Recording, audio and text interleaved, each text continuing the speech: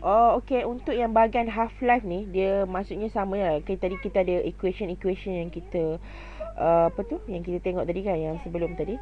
So kalau half life ni, maksud dia akan masa yang diambil untuk sesuatu concentration kita punya reactant tu akan menjadi half daripada original value. Maksudnya contoh, dia punya kepekatan yang pertama ataupun concentration yang initial dia adalah A0. So dia nak menjadi half daripada A0 tu adalah kita panggil half life lah. Alright, half life daripada concentration yang initial. Okay, so dia punya secara matematiknya half life dia ataupun kita panggil T1 or 12 ni sama juga dengan negatif ln 12 over K sama dengan 0.693 bahagi K. So maksudnya sekarang kita punya half life tu depends on kita punya K dalam sesuatu reaction. Okay. Okay, contoh katalah kita punya second order half reaction. So untuk kita dapatkan kan daripada equation yang tadi tu, kita akan dapat sama juga dengan half life dia sama dengan 1 per K over A0. Maksudnya kita punya initial punya concentration. Maksudnya cara nak dapatkan time dia bila dia dah half life, maksudnya contoh katakanlah concentration dia adalah 100 molar. So dia nak menjadi 50 molar tu berapa lama masa yang diambil untuk dia. Dia sama macam kalau kita belajar nuklear dia kita panggil ada half life dia. Contoh macam half life untuk nuklear selalunya dia mengambil tahun lah. Maksudnya ada maybe 5 tahun ataupun 10 tahun, depends on dia punya chemical ataupun dia punya component of dalam nuklear tu lah. Okay, alright. Okay, so yang tadi tu ni lah. Okay, sekarang kita cerita pasal temperature and rate. Okay, kadang kita tadi dia punya faktor dalam sesuatu rate of reaction tu bergantung kepada temperature and rate. So, and as we know that when we increase the temperature, kita punya rate of reaction pun semakin increase. Maksudnya increases lah. So, the most of reaction speed up as this temperature increases. Okay, so you tengok macam contoh ada satu ni, so dia punya K dia apa tu, reaction dia, constant of reaction tu semakin tinggi lah. So maksudnya semakin tinggi temperature, semakin cepat dia punya kadar apa tu changes in chemical reaction tu lah.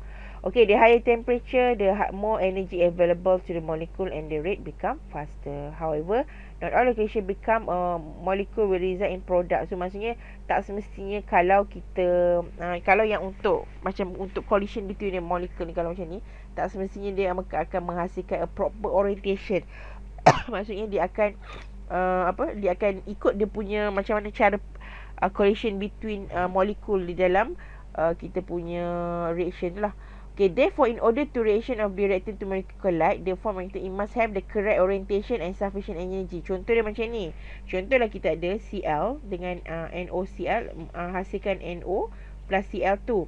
So, dia untuk dapatkan yang proper punya orientation, so dia punya yang ni, contoh ni Cl. So, dia kena collide dekat bahagian yang Cl juga. Dia tak boleh collide dekat bahagian, maksudnya dekat bahagian ni on NOCl kan. So NOCl tu contoh di sini ni NO, ni Cl. So dia kena collide Cl dengan Cl, dia akan menghasilkan Cl2 dengan NO. Kalau dia collide dekat bahagian NO kat sini, dia akan terpisah juga. Dia takkan ada proper punya collision lah antara dalam reaction tu. Okay, so ini summary dia punya, all dia punya equation yang kita ada. So tengoklah. So kalau macam benda macam ni dalam test dia takkan diberi, tapi you boleh buat you punya rumus yang you boleh refer tu lah. Okay, so benda ni tak payah hafal. So you just know how to use it je lah. Tak payah nak hafal semua. Okay. Okay. Alright, so itu je lah untuk this untuk chemical kinetics. So chemical kinetics, so the activation energy, kita Arrhenius equation. Arrhenius equation adalah mathematical ni lah yang tadi kita buat, rate the constant, kita ada kan integration semua tu kan. Catalyst adalah substance that increase the rate of the reaction without itself being consumed by the reaction. Saya akan cuba cari untuk catalyst punya video macam contoh catalyst yang kita gunakan dalam chemical reaction lah. Half life tadi yang kita cerita tadi, right, dia jadi separuh daripada dia punya concentration, rate constant, reaction rate. So kita tahulah rate constant ni depends kita punya order dia punya dalam sesuatu rate law tu. Okay. Tapi kalau untuk reaction rate, dia mesti unit dia adalah molar per second. Okay. Okay. That's all. Thank you.